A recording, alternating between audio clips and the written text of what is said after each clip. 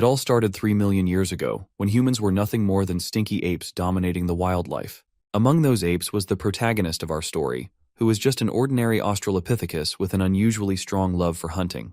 But the defining trait that set him apart among all the specimens around was the fact that he never died. While his fellows turned to dust with the passing millennia, he remained alive to witness it all.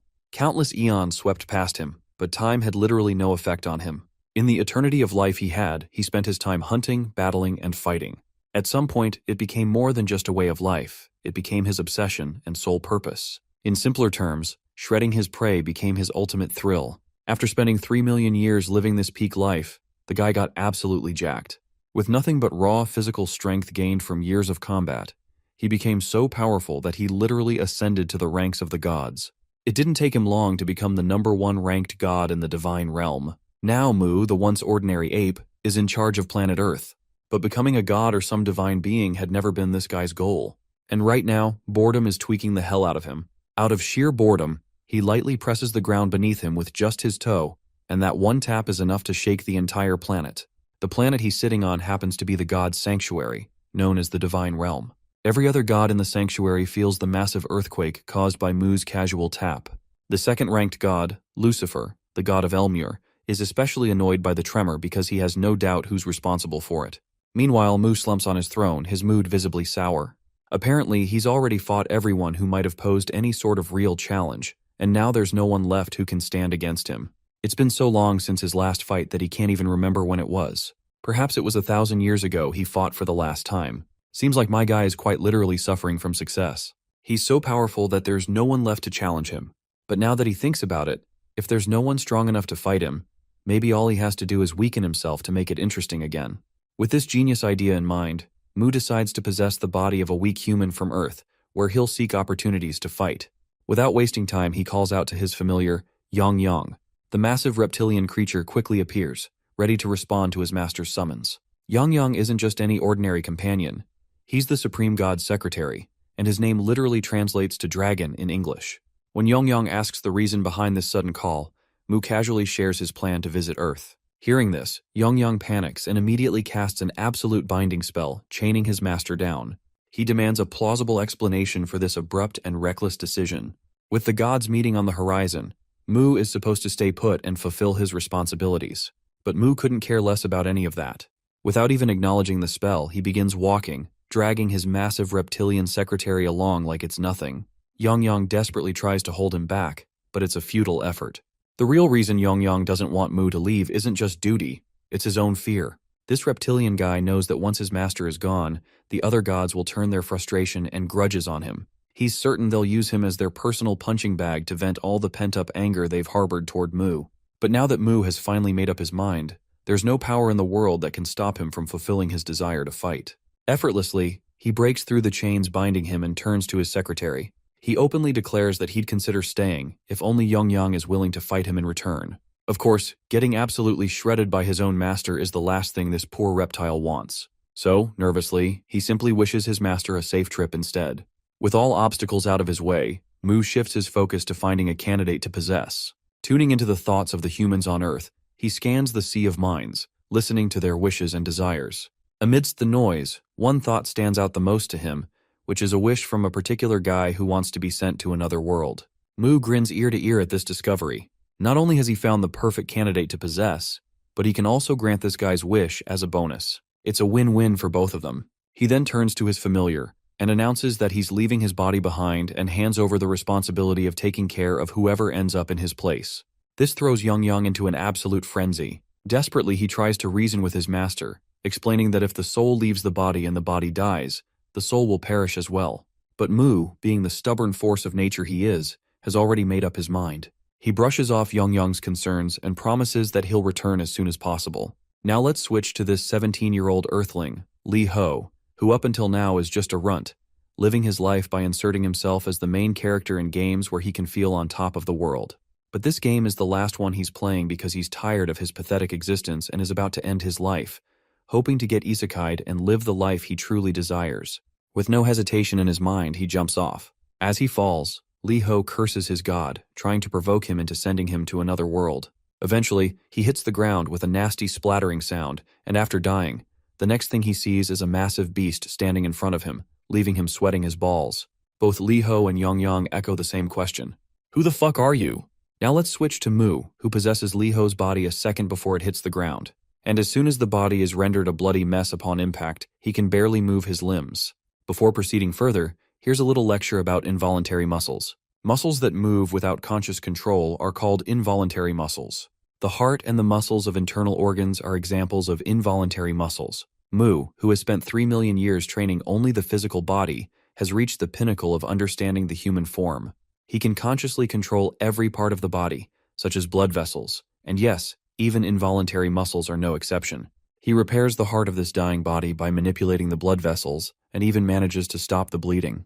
Honestly, it's been a while since he's bled this much, so the feeling of losing blood is just turning him on to no end. He's now feeling very proud of the decision he made to come here. First, he decides to head to the base, which of course is supposed to be the house of Earthling Lee Ho. After getting back into his dorm room, Mu spends hours digging through memories and figures out most of the things he should know.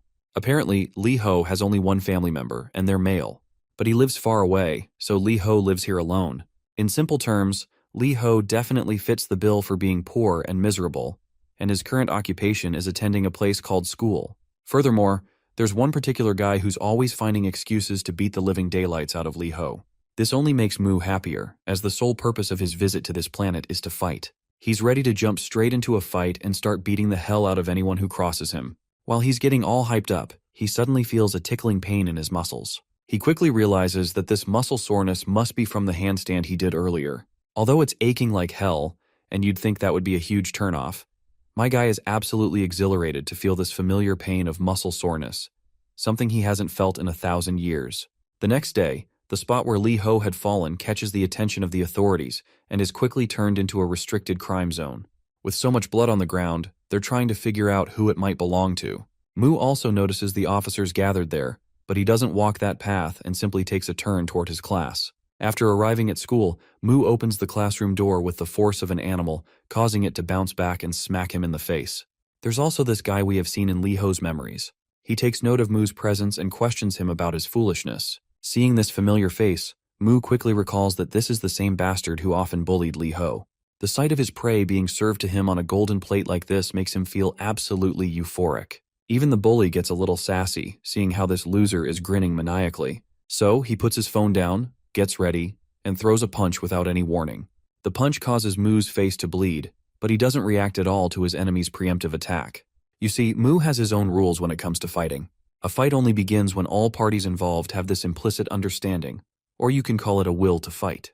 Therefore, the key lies in the opponent's intent. The way to confirm that intent is by waiting for the opponent's preemptive attack.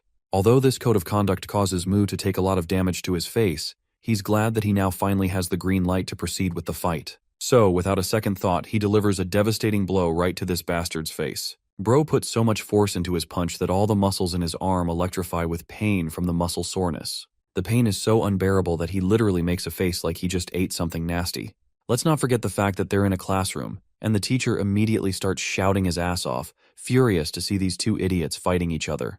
The bully, on the other hand, feels his pride crumbling after getting rocked by such a hard punch. To save his face, he launches himself at our boy. Mu quickly gets into high alert, but he is not sure if he can save himself. If his body were in good shape, he'd easily avoid this much. But since he currently lacks the necessary strength, he decides to use a different trick he has up his sleeve. Even so, he still ends up taking a hard blow from the bully and learns the hard way that there's no mana on Earth. The bully prepares himself to throw another punch, while Mu dreads the fact that he's running out of options to defend himself. But still, he steels himself to face this bastard head-on. Even if he can't use his arms, legs, or magic, my guy just uses his hard head, literally, and takes the punch directly to his skull. His skull is so solid that the bully actually hears his own bones cracking, leaving him in agonizing pain he never thought he'd experience. While the opponent is dazed and distracted by the pain, Mu takes this opportunity and slams his head right into the bastard's belly, right where the human's weakest point lies, the solar plexus. Afterward, he follows up with an uppercut using his head, smashing the bastard under his chin. With that final blow, the bully's knees lose all remaining strength, and all the Gen Alpha kids in the room immediately grab their phones to record the guy in his misery. Everyone's faces glisten with sweat as they watch Lee Ho effortlessly win. Just yesterday, they'd seen him get beaten up, but this insane comeback is absolutely unbelievable. As for our boy, he's completely lost in his own thoughts. He vividly recalls how, when a fight ends and the excitement settles, there's a unique feeling you can only experience then. The dull, regular pain pulsing in the areas where you were hit and the sticky, bitter taste of blood seeping into your mouth.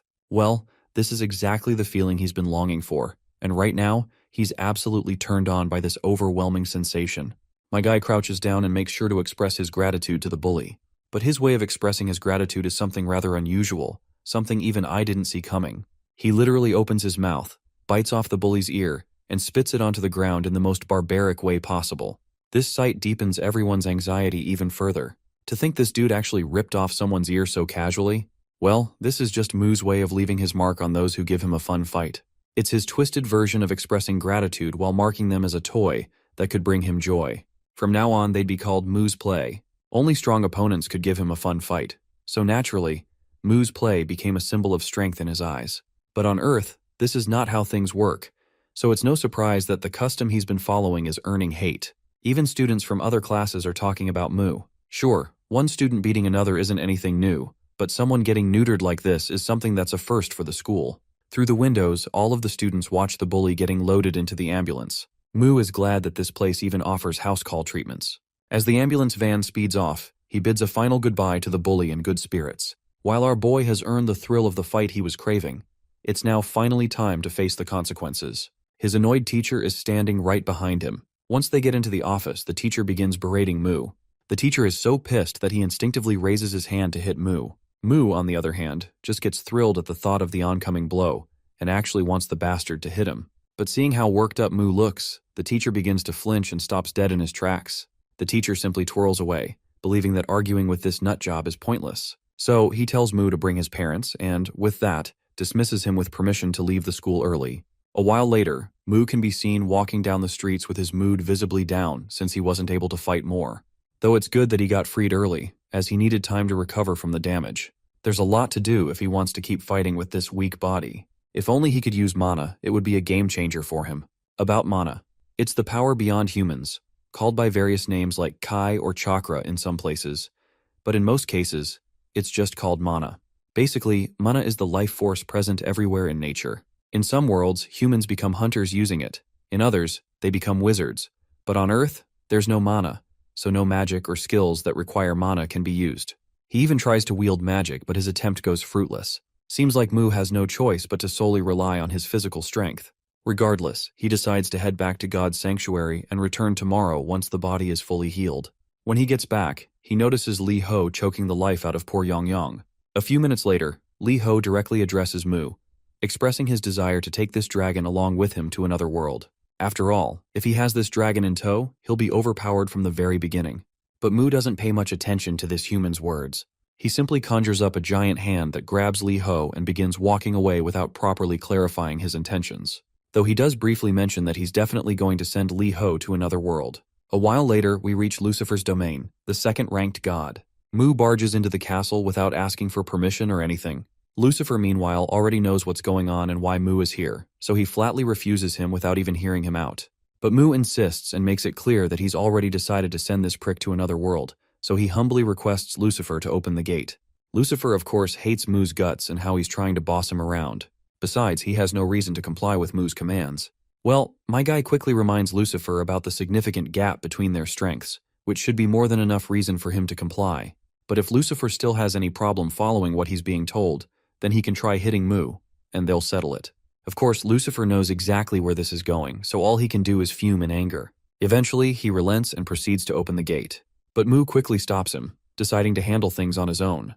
Lucifer reminds him that interfering in another god's domain is against the god's unwritten rules. He warns that if a god interferes with a fellow god's domain, then a defensive barrier will activate. Moo, being Moo, breaks the barrier with his bare hands despite the clear warning, leaving Lucifer absolutely speechless. After breaking that barrier, Moo then releases his grip on the boy and instructs him to hop through the portal, assuring him he'll be in another world.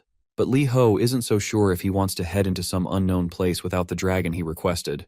Well, Moo blatantly declines, stating that Yong belongs to him, and simply wishes Lee Ho the best of luck in finding a dragon of his own. With that, he flicks Lee Ho with his giant hand toward the portal, sending him to the new world. Once the mission has been accomplished, my guy decides to take his leave. Lucifer, on the other hand, is left standing there, his hands trembling with rage. You see, Lucifer originally came from his own domain, the planet Illumre. He was the first demon king, standing at the pinnacle of all living beings. With all the power he had under his belt, he became too arrogant to the point that he challenged the existence known as God. And surprisingly, he successfully killed the god he had challenged, taking their place. Basically, he rises to the top by defeating other gods. At that time, Lucifer was the god of gods, their absolute ruler, invincible and supreme, legendary and unparalleled, catastrophic and mythological, infinite and transcendent. In short, he was an utterly undefeatable force to reckon with. Well, that was only until Mu appeared. So in the present, it's not surprising that Lucifer absolutely hates the brute known as Mu. Outside, while Mu hops onto Yang to depart, we see one big ominous eye keeping a close watch over our hero. Let's take another look at Lucifer, who is as red as a tomato with all the anger bubbling inside him. Now let's switch back to that bully, whose face creepily resembles an angry Lucifer's. He's absolutely annoyed after getting his ass handed to him by a so-called pathetic loser. Though he's not about to let Lee Ho off the hook so easily, especially after getting humiliated like that. It's just against his pride. To take revenge, he decides to call in his ace up his sleeve, Cheol Hyung. Enter Kang Cheol. He's a jacked dude and the 11th National Sports Festival Youth Division boxing middleweight champion. As he pours sweat in the gym, a ringing phone in the locker room suddenly catches his attention. It turns out the phone isn't his. It's his friend Guak Cheol's phone. Guak has 2 years of boxing experience under his belt, along with 14 sparring sessions. Guak picks up his cracked phone and answers the call. And of course, the caller is none other than that shithead bully. By the way, I still don't know the bully's name, so let's give him a well-deserved nickname, Chickpuss. Chickpuss offers Guak a new phone to replace his broken one, but in exchange, there's something he wants in return. Well, you know how it goes. Guak is more than willing to help Chickpuss with whatever it is. The next scene transitions into the classroom. Chickpuss enters, his nose and ears still covered in bandages, with his hand also wrapped up. After that humiliating loss in front of everyone, he can barely walk into the classroom with his head held high. As expected, he becomes the center of attention, and the students immediately start clamoring about how he ended up like this after always picking on people. They find it hilarious how the once tough guy is now nothing more than a defeated mess. The students who used to be scared of him now think it's ridiculous that they were ever intimidated by this hobo. Eventually, all these insults get under Chickpuss's skin. Slamming his bag down in sheer frustration, he glares at everyone. He confronts the students who are intentionally whispering just loud enough for him to hear. He challenges all of them openly, and dares them to face him head-on if they're so eager to pick a fight. While most of the students recoil in fear, one particular student, the class president, stands up from her seat. Without hesitation, she tells him to shut the fuck up and sit down. Or, if he doesn't like it, he can leave the class. Chickpuss can't stand the fact that he used to be the hotshot in this room, but now everyone treats him like a complete loser. In a fit of rage, he grabs a chair and yells out a challenge to the entire class, daring anyone to come at him if they're so eager. It's then that a jacked-up guy steps into the classroom. Once he's inside, he questions the loudmouth about why he's standing. Chickpuss doesn't take long to get over his seat. While Chickpuss cowers on his seat, the class president gives a quick nod to the teacher, silently assuring that everything is fine. The teacher, however, has other plans. He asks the class president to meet him after school. Apparently, the guy who caused a scene yesterday, Lee Ho, hasn't been answering his phone. The teacher wants the class president to check on him. To sweeten the deal, he promises her a glowing recommendation letter for her senior year. With that, the teacher conveniently dumps his responsibility onto the poor girl and heads out. Later, the class president arrives at the hostel building. She knocks on the door for what feels like ages, but there's no response. Since no one is answering her calls either, she decides to take matters into her own hands and enters the room. The moment she steps inside, 2 things immediately grab her attention. First, there are cockroaches crawling around everywhere. Second, and far more concerning, the man she's looking for is sprawled out on the floor, his eyes rolled back in his head. Her heart races and panic sets in. For a moment, she genuinely believes she's staring at a corpse. Later, we see that Lee Ho's body has been escorted to the hospital. Right at that moment, Mu returns into the body. After finding himself in a completely different place than where he last left the body, Mu is naturally curious about his surroundings. As he tries to sit up, he notices he's connected to a drip. Since he does not understand the concept of injections or IVs, he feels dubious about the strange sensation of fluid entering his veins. He focuses on it and soon realizes the fluid contains nutrients, which are being absorbed rapidly, helping to speed up his recovery.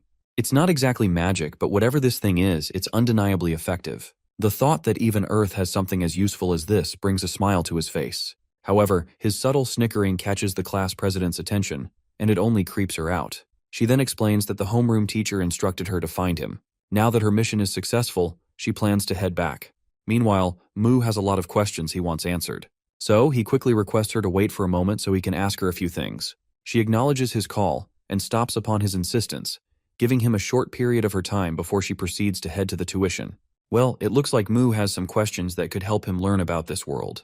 The most important thing this fight-obsessed brute wants to know is if there's any place where he can train his body. The girl is completely expressionless, unsure how to respond since his question came totally out of the blue and was completely unexpected. But after a moment of thought, she decides to guide him. Since Mu's broke as hell, he ends up in a public park instead of a jam-packed gym. After doing some pull-ups, Mu feels pretty good. Even though he's just in an ordinary park with basic training equipment, he finds it all incredibly professional compared to what he had back 4,000 years ago. Back in the day, the only exercise he did was stone rolling, cliff climbing, and digging holes. It was all simple primitive training methods. But looking at this modern equipment, he's forced to admit that Earthlings are tougher than he originally thought. Suddenly, a pebble strikes him out of nowhere. It turns out Chickpuss has shown up, and he's brought along Guac, the friend he hired if my memory serves right. Chickpuss is drenched in sweat, his face contorted like he's dealing with some serious constipation. He's been searching the whole neighborhood for Mu, and of all places, this is where he finally finds him. Meanwhile, Mu picks up the pebble from the ground, trying to figure out who had the nerve to tag him with that thing. Chickpuss, in a not-so-bright move, admits it was him. He immediately follows up with a threat, bragging that Mu's days are numbered because this cousin of his took out all the third years single-handedly.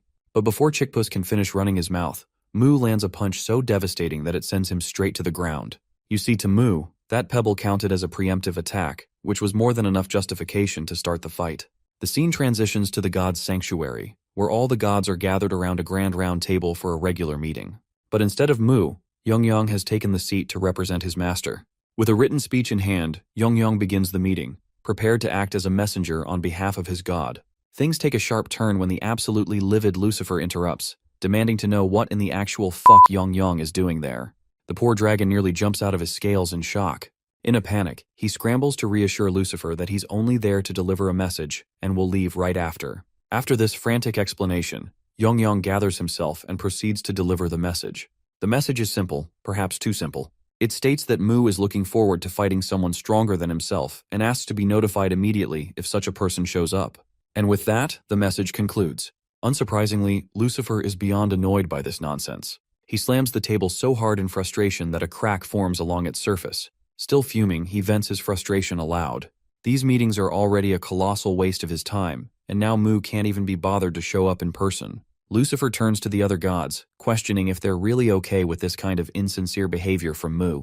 A heavy silence falls over everyone, making it painfully clear that, no, they're not okay with it. But at the same time, there's nothing they can do about it, at least not right now. That's when a blue-haired god, the third-ranked deity and divine archer Soso, speaks up. She reminds everyone that these meetings are meant to ensure world stability. When an abnormality arises that even the heart god can't handle, everyone is supposed to step in and deal with it. However, she finds it disappointing, if not outright disrespectful, that Mu didn't even bother showing up. Lucifer, already a ticking bomb, erupts again. He roars that the real issue is how maintaining the world seems like nothing more than a game to Mu. He warns that the entire system could collapse with the reckless way Mu keeps acting on his whims. To make matters worse, Mu's so-called solutions always end up making things worse. His anger peaks as he recalls the disaster from 1,000 years ago involving planet Cyclops. Just thinking about it sends his rage into overdrive. The god of Cyclops quickly nods along, visibly uncomfortable as he recalls that catastrophe from 1,000 years ago. By the way, he's the 8th-ranked god. Here's a little context about what happened back then on planet Cyclops. Apparently, a void creature, Shoggoth, attacked the planet.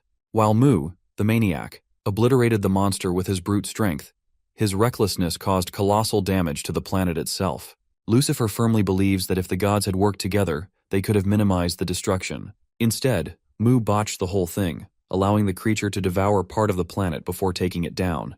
Lucifer is done tolerating this. He declares that he can no longer watch that lunatic destroy everything in his path. Without hesitation, he goes so far as to claim that Mu isn't even fit to hold the title of a god. Hearing this, Yongyang panics. The poor reptile can only watch as the god's resentment toward Mu becomes glaringly obvious. With nothing else in his power, all he can do is desperately beg for his master to return and fix things. Meanwhile, back on Earth, Chickpuss is sprawled on the ground after that punch. He's furious, seething at the thought that this idiot didn't even hesitate before decking him, even though his esteemed cousin, the boxer, is standing right there. Guac finally speaks up. He can tell this kid not only has guts, but also knows how to throw a punch or two. Curiously, he asks Mu if he plays any sports. Of course, this brute has no concept of something as structured as sports, and simply states that all he does is fight. Guac nearly chokes on his own breath hearing this clown of a response, but whatever the case, his curiosity is piqued. He's ready to test Mu's mettle and throw a punch or two at him. He takes the liberty to strike first, and launches a brutal punch. The result is just as you would expect. Blood sprays from Mu's nose, and he's sent sprawling backward.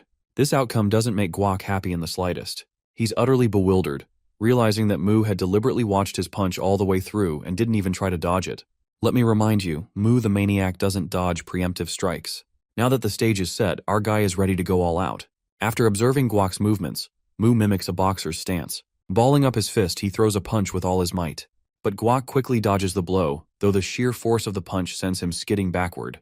The poor guy learns the hard way that this dude, Li Ho, really has something in him. The power behind that punch was downright unreal. Mu, on the other hand, is having the time of his life. Throwing a proper boxing punch for the first time felt like absolute bliss. At the moment of impact, Mu had intentionally tensed his arm muscles as hard as he could. Sure, his arm is screaming in pain now, but it was worth it. That punch felt amazing. He's never experienced this kind of force before, especially not from those weaklings who would break the moment he touched them. Still, if he wants to keep fighting, he knows he needs to take better care of his body. For now, he decides to use a temporary fix, in the form of himantes. Himantes are ancient Greek boxing straps made from 4-meter-long strips of tanned cowhide, wrapped tightly around the wrists for support. Meanwhile, Chickpuss is losing his mind watching his cousin, the so-called boxer, get pushed back. He angrily questions Guac, demanding to know why he's struggling so much against this nobody. Under the mounting pressure, Guac launches himself forward again, aiming to land another punch. But Mu quickly safeguards himself, effortlessly blocking the attack. Guac, on the other hand, is gritting his teeth in frustration. He's throwing everything he has, yet this guy is just standing there, stopping all his punches as if it's nothing. Mu, on the other hand, is analyzing every move. He notes how fast and precise Guac's punches are, but they're way too predictable. Just watching the way his muscles move, Mu can tell exactly where each punch is aimed. Finally, Mu takes a calculated step back, effortlessly avoiding a direct hit. Guac gets frustrated after having his blow dodged, so he quickly throws another punch, but Mu dodges that one too. And then, my guy counters with a perfectly placed punch to Guac's hand, causing him agonizing pain. Mu finds it funny when he notices how Guac's pained reaction is quite similar to Chickpuss's expression. If he had any doubts before, they're gone now. These two are definitely cousins. With another decisive blow, Mu knocks Guac out cold, leaving Chickpuss standing there, frozen in fear under Mu's intense gaze. While Mu is eager to finish what they started, Chickpuss can only tremble with his courage completely drained. Seeing Chickpuss cowering in fear, Mu concludes he's lost the will to fight. He directly asks if this bastard plans to fight further. But before Chickpuss can muster a response, Mu delivers a devastating punch straight to his face. What follows is a relentless flurry of blows. Mu doesn't give Chickpuss even a second to concede defeat. Blow after blow lands, and by the end of it, Chickpuss is beaten to a pulp. To finish things off, Mu delivers one final bone-rattling punch, knocking Chickpuss out for good. Satisfied that his opponent has no fight left, Mu turns and walks away after claiming the ear of Guac, and leaves the two broken cousins behind. Later, Mu returns to his apartment, sitting there and reflecting on the recent events. He admits that fighting has been fun so far, but the fact that his body breaks so easily is holding him back a lot. He never, even in his wildest imagination, thought that his muscles would tear just from throwing a few simple blows. While this muscle-tearing process is crucial for growing stronger and continuing to fight, it constantly interrupts him. He eventually decides to head back to the god's sanctuary to retrieve something he had asked Yang to prepare, which is a recovery magic orb. However, when he tries to return to the sanctuary, he fails. No matter how hard he concentrates, the transition just doesn't happen, leaving him wondering what in the world is going on. To understand the situation, let's rewind a few days to the divine realm, the domain of Elmer, under the god Lucifer's charge. This was when Mu had forcefully tossed Li Ho into Lucifer's world. Before leaving, Mu had told Yang to try and procure a recovery magic orb if possible. These orbs, it turns out, are special magical items often found on planets rich in mana like Elmore. They're common on such worlds, casually used for healing and recovery. But Earth, being a planet with scarce mana, only has these orbs through divine blessings or the whims of the gods. As a result, they're exceedingly rare on Earth. and only a select few humans throughout history have ever possessed them.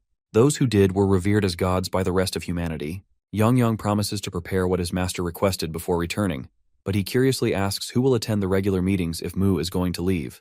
In response, Mu rummages through his pants and pulls out a piece of paper containing the speech the dragon is supposed to deliver. With that, his master leaves. Meanwhile, Lucifer has been keeping a close watch with his giant eye. In the present, there's only one thought on Lucifer's mind. Mu's body is currently empty. Since Mu didn't join the meeting, it means he's planning to stay away for longer. This is a golden opportunity Lucifer doesn't want to lose. In fact, it's a once-in-a-thousand-years opportunity. Without hesitation, Lucifer quickly uses one of his spells and summons purple rods, letting them crash down. But Yang quickly dodges the attack, sternly questioning Lucifer about what he's trying to pull. With a firm tone, the dragon inquires if this is perhaps a declaration of war against the Earth God. Lucifer rises into the air, making it clear that he will expel the Earth God from the seat of divinity. It's a war, and he intends to win. With this declaration, Yang doesn't try to hold back either. He quickly opens his maw, preparing a compressed breath fire attack, and shoots a beam of fire at Lucifer. But Lucifer casually flings the attack away like it's nothing. The attack literally spans 360 degrees of the entire planet and causes a massive explosion. The explosion is so enormous that even So has to activate her self-defense aura, casting it over all the other gods to protect them from the collateral damage. After that massive attack, Yang decides to take things up a notch. He activates his polymorph release ability, and the guy grows to a massive size. Compared to him, Lucifer looks like a tiny mosquito. But as we all know, size doesn't matter. What truly matters is stamina, and it's no surprise that someone as big as Yang eventually gets outmatched. So looks tired already, and since she doesn't want to be part of this mess, she starts to leave, but Lucifer quickly stops her. Before she leaves, he wants to know where she stands, whether she supports Mu or opposes him. But So doesn't want to choose sides, so she decides to remain neutral. Lucifer, however, doesn't care if she stays neutral as long as she stays out of the way. He turns to the others and tells them to step forward if anyone opposes this idea. If anyone wants to oppose him, he's more than ready to handle them himself. Yang then speaks up, questioning Lucifer's audacity to think he can actually defeat Master Mu. Lucifer sneers in response, confident that Mu with that weak earthling body couldn't do jack shit. Yang grows concerned when he realizes that Lucifer already knows this. Lucifer reminds the dragon that complacency in strength and neglecting vigilance will lead to Mu's downfall. But Yang isn't about to let Lucifer have his way. He quickly retaliates with his giant tail, but Lucifer slices through it with his sword as easily as cutting through a cucumber. Severely injured, the poor dragon is left wounded, but Lucifer makes it clear that as long as Yang is alive, he can still reach Earth. And once there, he'll make sure to destroy Mu while he's in his weakened state. Yang laughs out loud at Lucifer's words, mocking the idea that this bastard stands a chance. The scene transitions to Guak, who has just come out of the nursery after being patched up. In the gym, he's getting an earful from his senior. His senior does not like the fact that this punk ended up badly injured and now wants to quit fighting, even though the competition is just around the corner. The poor guy can do nothing but apologize. But his apologies don't calm his senior down. The senior instructs him not to come back until his arm is healed and dismisses him, telling him to get out of his sight. After taking the harsh words, the poor guy begins to walk out. As he leaves, he runs into Kang Chiol at the exit. Kang, of course, is not thrilled to see his friend in such a beaten-up state and questions him about the broken arm. Now that Guak thinks about it, Kang is the best boxer in their gym, so he wonders if he might be able to defeat the person who did this. He bows his head in embarrassment before starting to explain. He claims that Chickpuss was getting bullied, so he stepped up to save him, but the opposing party ganged up on him and beat him up. What a coward. He literally twisted the entire story, and just to save his face, he is lying that he was ganged up on instead of admitting that he was soloed by Mu. Anyway, Guak claims that his left arm and ear are in this condition because of those punks. He even starts crying in order to sway Kang into fighting those bastards for him. But it seems Kang isn't as stupid or brain-dead as this blonde. Kang simply tells him that he should have been more careful before the competition, and, instead of fighting, he could have done an extra sparring session. Of course, Guak wasn't expecting this response. The fact that Kang isn't even considering helping him just makes him a little annoyed. Suddenly, Kang pauses, turns around with a totally pissed-off face, and asks this idiot who it was that beat him to a pulp. Now, let's switch back to Mu. After trying to teleport himself several times, he once again fails to return. This is something very strange to say the least. There's only one scenario in which he wouldn't be able to return. The first scenario is when the original body is damaged. But Mu is sure his body is supposed to be protected by Yang.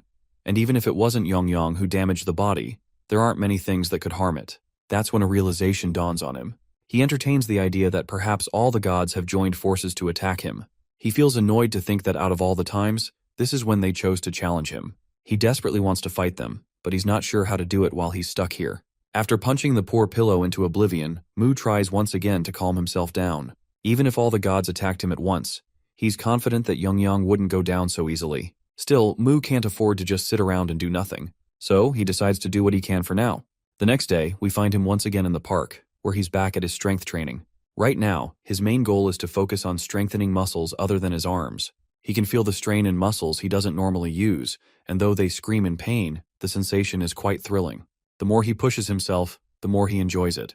His laughter echoes through the park as he revels in this moment of rapture. Onlookers nearby are left utterly bewildered, witnessing this strange dude enjoying himself in such an odd, almost unsettling way. After this rigorous training session, his legs finally give out, and he collapses.